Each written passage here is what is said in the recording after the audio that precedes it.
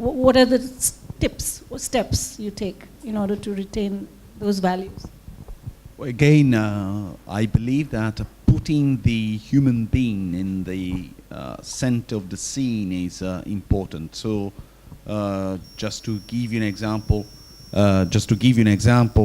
I'm trying to organize more trade fairs, business meetings, workshops, conferences, rather than Skype conferences, digital contacts. I mean, of course, I cannot predict the future, but I'm trying to understand my past better in order to live the present in a more physical and emotional way. I think again, emotions is the key to live the beauty in a better way. So I think emotions and beauty are the key words. So, Satish wants to add some. I think one of the main problems that I see is that there's very little time to digest and to reflect with the internet and with all things going faster and faster. I think that ability to digest a thing, reflect on it, and then express it, that I think is a very, very important thing. And unless you do that, I think, especially in the arts, it'll be very superfluous.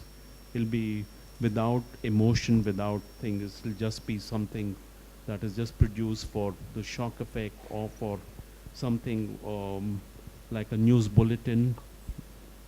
That thing to retain and to go deeper into the thing, that we're losing. Ashish, you just told us that you were involved in a virtual classroom last night.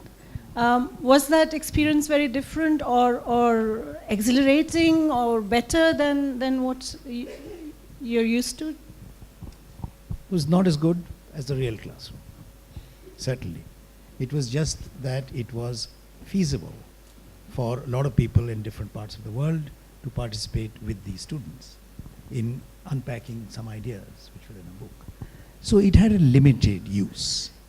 And I believe that, you see, the new methods, the new media that we are talking about, including artificial intelligence, all of this will have to coexist with the human and the natural. It's been seen in the past. You know, when films became a popular thing, people thought theatre would die out. But it didn't. It just became more refined and more sophisticated. Films became a mass medium. When TV came in, people thought that's going to replace films. It didn't. Films got even more sophisticated and refined, and TV is the mass medium. I was told when I was a student, that long ago by a media expert, that of course all this TV is going to be completely replaced by what goes on in the mind. A, you will have a lot of drugs which will create a world in your mind, and B, there will be a lot, but now today it's not really that. Social media is creating another world. And I believe it's very important to state now that, like with any technology, and as I said before, it changes you as much as it changes the world around. So we have to learn to discipline ourselves, and therefore it becomes a conscious act. It's only when consciousness takes first primacy that we will begin to have something which is real and which has value. So it is a lot to do now with learning how to make use of your consciousness in a better way. And all techniques are possible. I believe that every technique has a place in the world. But why and what use you make of that technique is dependent on the principles that you follow. And there are very few principles. They are age-old. They are shared by civilizations across the planet. And really speaking, if you go back deep enough, there's only one principle. which binds everything together, which makes our world what it is. And of course, there's a dispute going on for the last 2,500 years about that. Whether that one principle is, I think I've told you, that does the world start from one or does it start from zero? We still haven't resolved that. The Buddhists say it starts from zero. The Hindus, the Vedic people say it starts from one. But that's a very interesting discourse which must continue. But nevertheless, we do have to, I thought could think of an example. When we draw and when we make any object, whether it's a painting or whether it's a city or neighborhood, we have to have a picture in our mind before we can transfer it onto a medium of any kind. That picture in the mind is what we have to cultivate. Tayyab Mehta had a wonderful story to tell about that, about how to increase your power of visualization. He did that with students in Shantiniketan. What he would do, he would take his students before dawn, before the sun rose, and point them an object, a tree or a rock probably, and ask them to sit about 20 feet or 30 feet away, and then make 3 drawings. One before the sun had risen of the same rock. 2 when it was dawn, when the dawn had started to break, make the same picture at that time. And 3 when the sun was high up, make the same picture. And then show them. Of course, there were 3 different pictures. So to my mind, the most important thing is the image that you create in your mind. And I'm happy to say that in our country, we have really, some of us have perfected, some people, not me, have perfected the art of visualization. And as you know, the Mahayana Buddhists, especially the Tibetan Buddhists, have absolutely perfected the business of visualization, internal visualization. And I think we all need to learn that. How do we do that?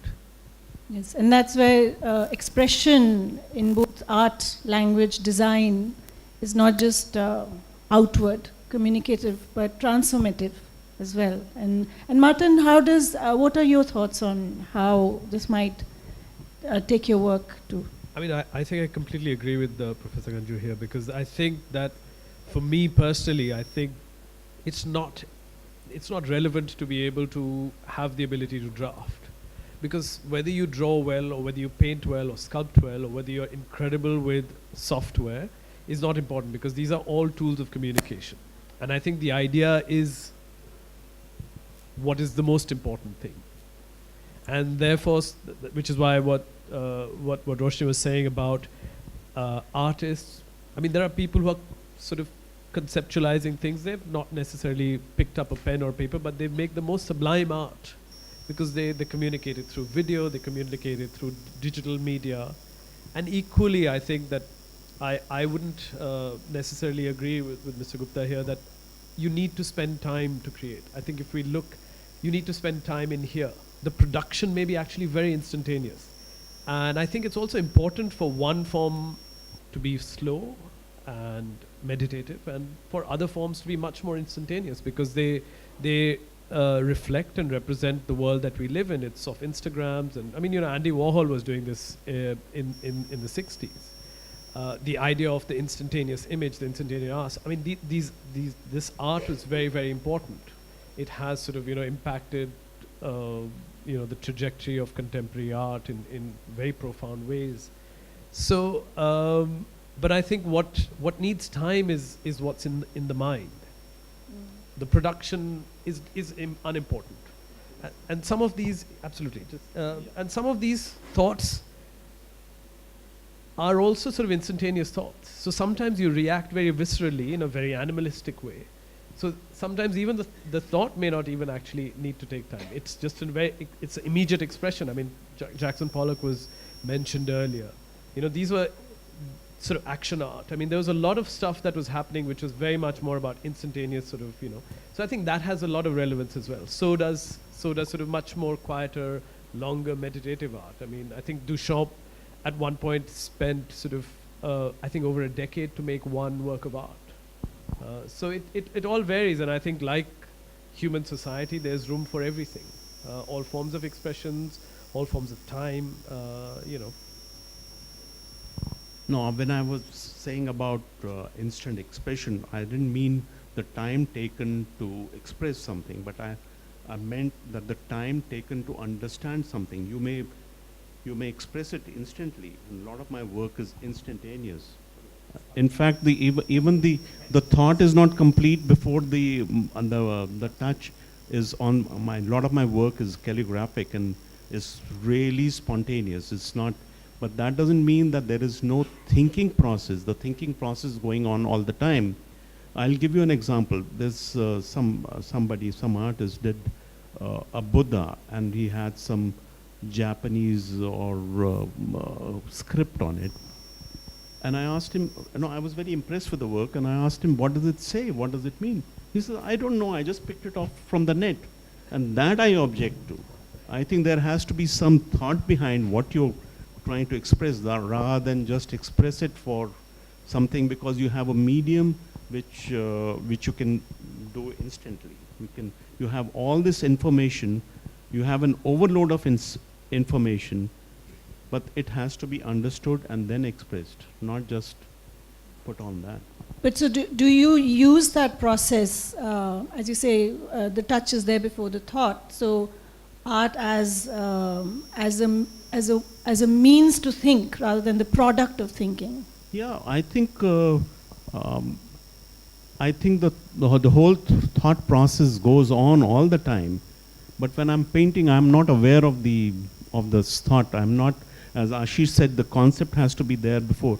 No, I think it is as I'm creating, that thought process is going on at that time.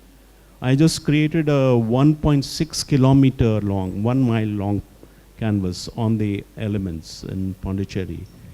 And this was done over a few hours. I was calligraphing along the beach.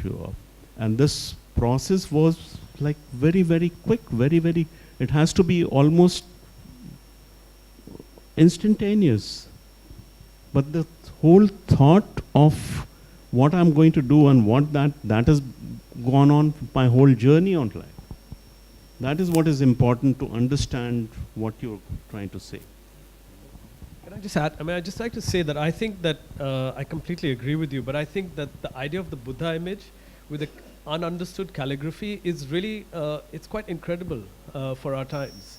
And we may sort of, it's very much reflective, I think, of a lot of things that are happening. So we have, it may not necessarily be a great piece of art, but I think what's really interesting about it is that people are constantly looking at Instagram images.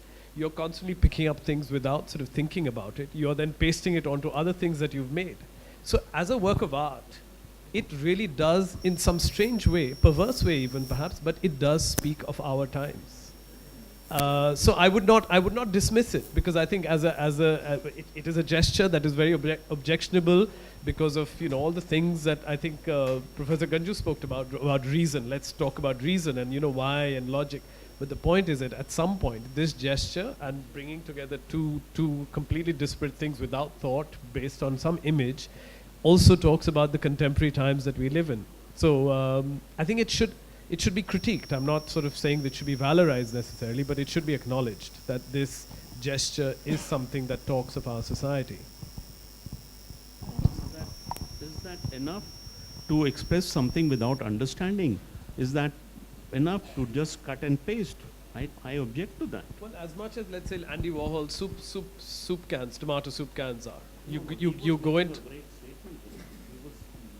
I know, but at that time the criticism was that you went into a supermarket, you took something, you put it out there, or Duchamp picked up a urinal and put it on, and it was thrown out of the exhibition because they said this is not art. So I'm not talking about that. I mean, these are of course people who have thought about it, but I'm just saying that this as a gesture becomes very telling of our times, and therefore it should not just be dismissed. I think that's what I'm trying to say. I'm not saying it's great art. I haven't even seen it. But I think just the act of it is very telling, and I think that makes it a relevant sort of point of discussion, not necessarily an object. There was a distinction you can make between what constitutes art which is saleable, because the market to a large extent determines what we consider to be art, and art which has eternal value, which uncovers reality for us. And that is a feeling which has existed for all time, and it is in all cultures.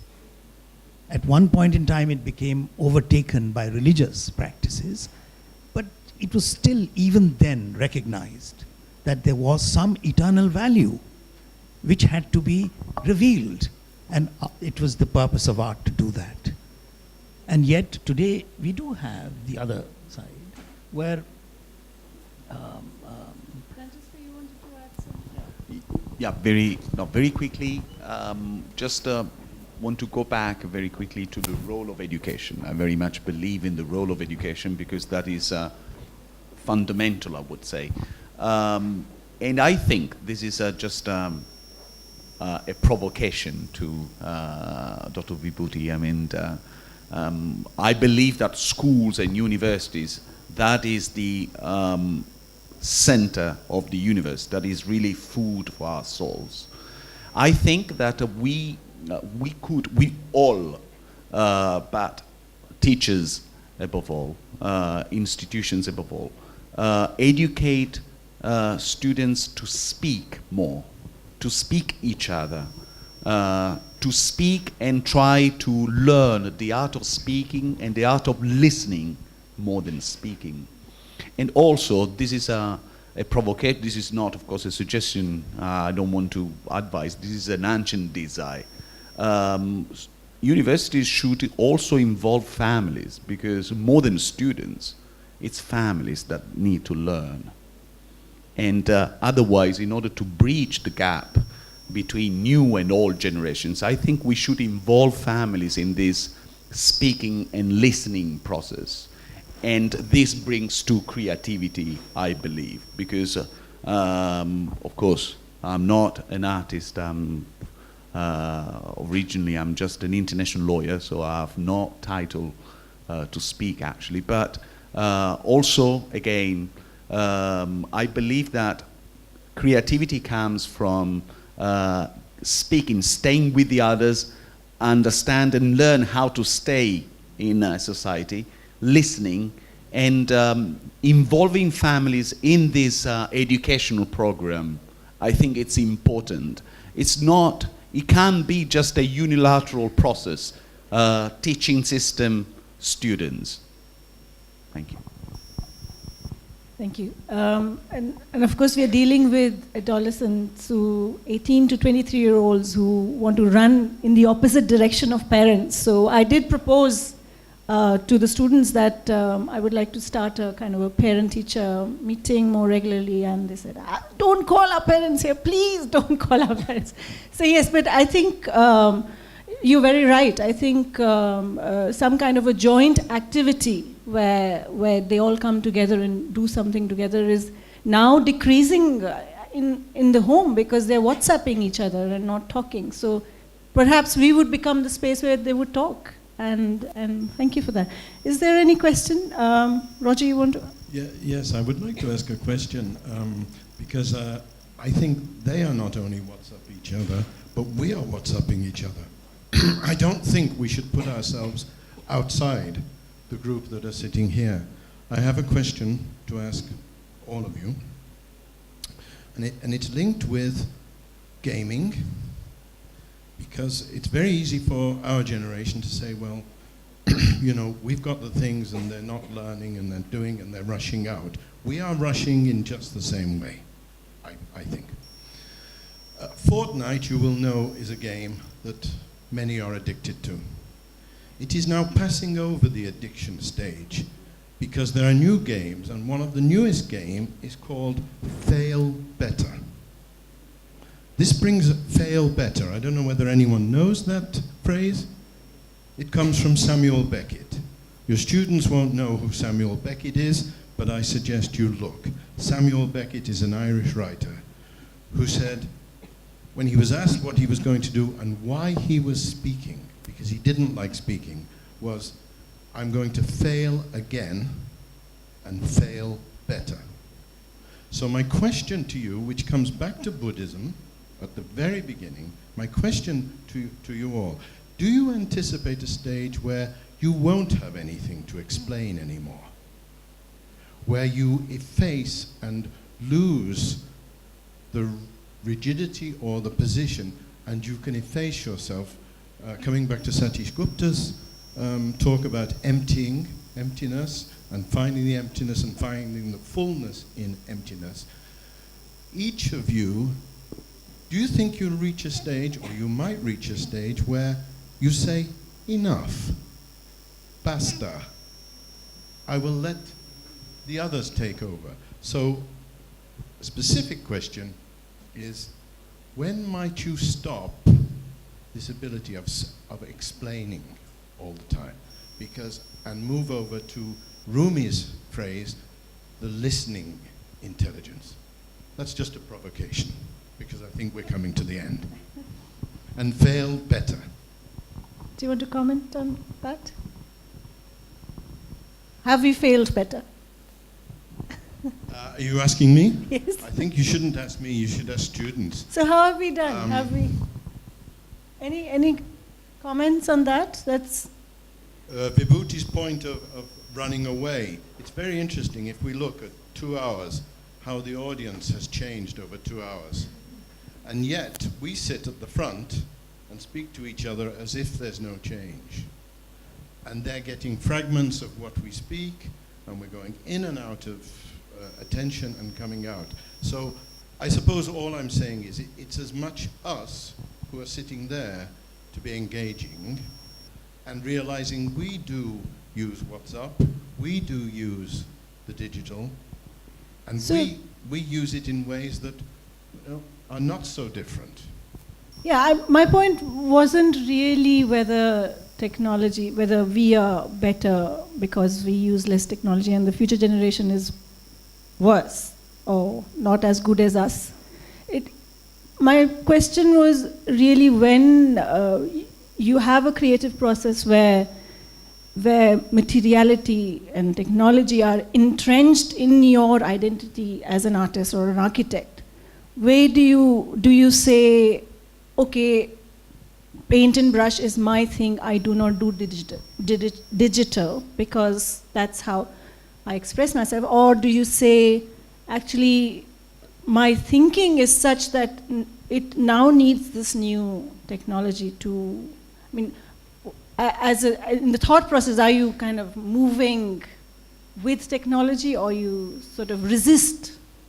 Do you apply resistance to new technology, or you say, okay, let me see if I can deal with this new?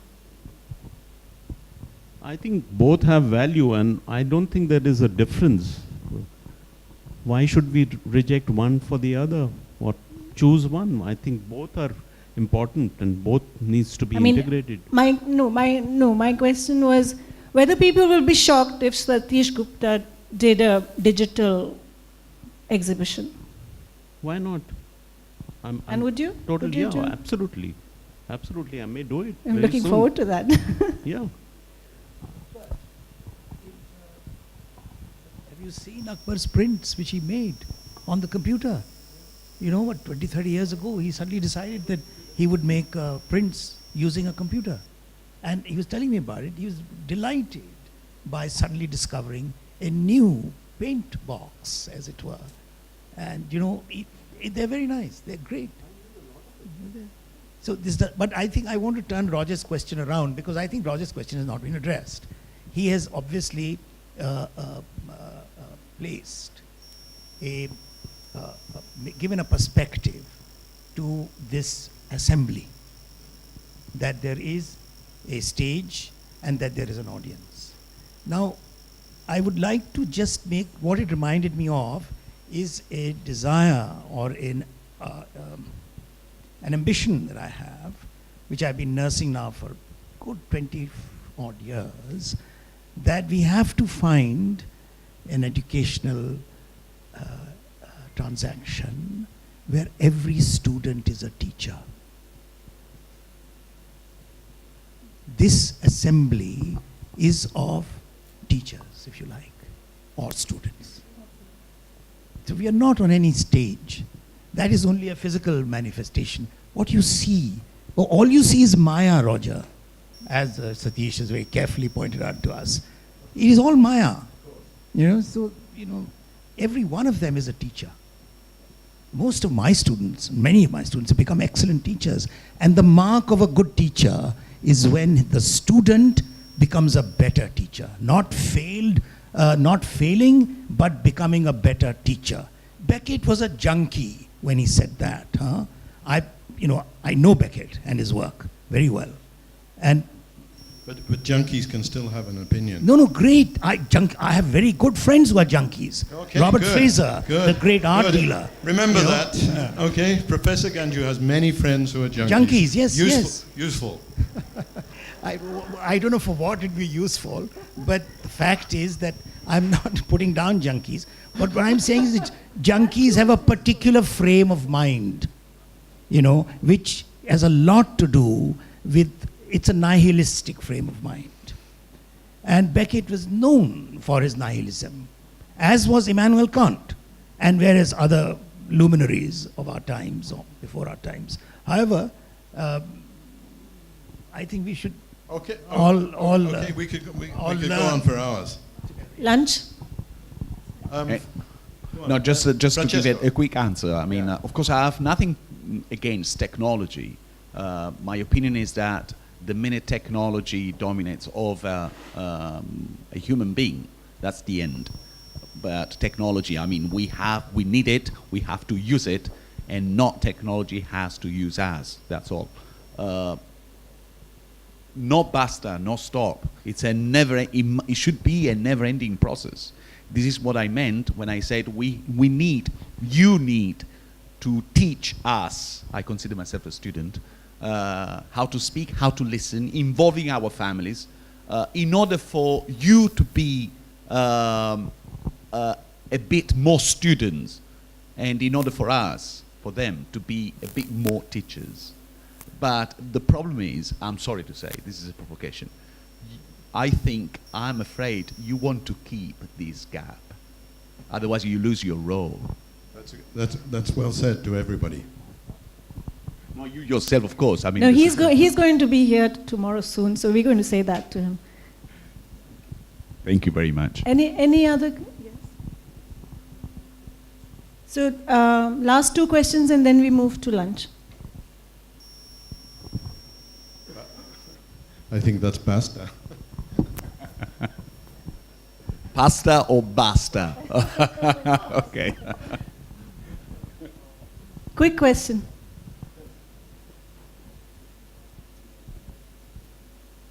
Yeah, so as we were talking about copying and pasting in art, I would say I was trying to write a reflective paper on how it's done in architecture and in fashion as well. How Versace is actually bringing back Baroque architectural icons in their clothes. How I live in a house that's not neo-Romanesque, but it actually has Greek pediments over it and Doric and iconic columns over it. But if you see the works of Mr. Brainwash, if you're familiar with him, Mr. Brainwash was a street artist, but he was developed as an art, but he was also a psychopath. He used to hang out with Banksy and other graffiti artists, and when he was starting his own exhibition, finally, he started with a photo of Michael Jackson with an overlay of Marilyn Monroe's hair and a guitar from Black Sabbath. What's your question? So I'm just making a small point. So when we see all these things in which we condemn the copying of art, how do we perceive art is different for every person. Like he said, it's in engagement that we find beauty, and disengagement that we can find ugliness. So what's actually your point over there? Who is it addressed to? Satish. What And was your also- question? Also, one more thing. When Eisenman and Rem Koolhaas had a big debate over the CCTV tower building, Rem Koolhaas said that it was only in the program that he found the beauty in the building, while Eisenman said that every common person would find the beauty in its facade. So how we perceive architecture, even if that painting was actually perfectly copied and no one knew the meaning of it, not even the artist. still that painting was actually a piece of art for the person who viewed it. So how do you think that disparity of what art can actually be exists? I think I'm not anything. I mean, it's again this whole concept of beauty or what art is. It's a much larger question which cannot be answered in a few sentences. But I think what I was really questioning was a mindless putting together of different things and making art or making something, or does it have, okay, it may create a sensation, it may become a great work of art, it may be, but is that the direction we want to go? To be totally mindless? To just put different objects? That is what I was Yes, talking about. Yeah. Actually, I think I'd just like to add to that. I think what is important is the reason that it's perfectly all right to take Michael Jackson's face and someone's hair and someone's guitar, as long as the artist has arrived at that point with some thought. Right? And I think that that thought is really what makes it kind of, it doesn't matter then whether it's copied or not copied, cut and paste and all. But it's a thought that becomes very central to the production of that artwork. It doesn't matter how you derive it.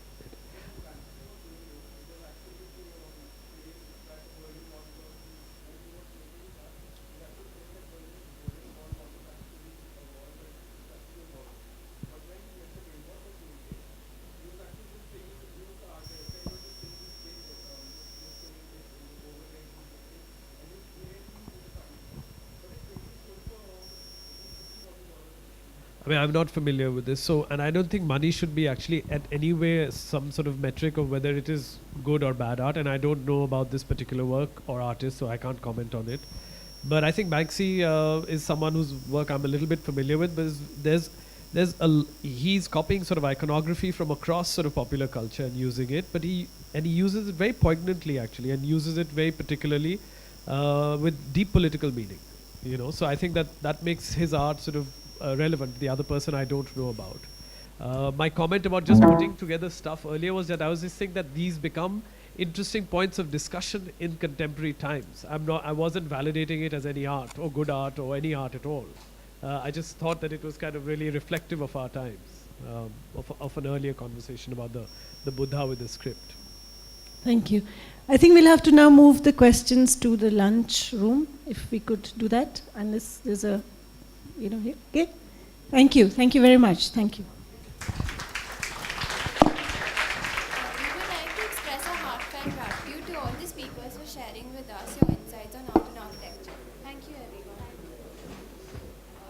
I would request my panelists to stay and wait till the student ambassadors escort you for lunch. I'll also like to invite you guys for the afternoon session where we have talks, where we have a talk on the works of Cyrus Chawla. I request the teachers and the students to move for lunch in the winter. Thank you.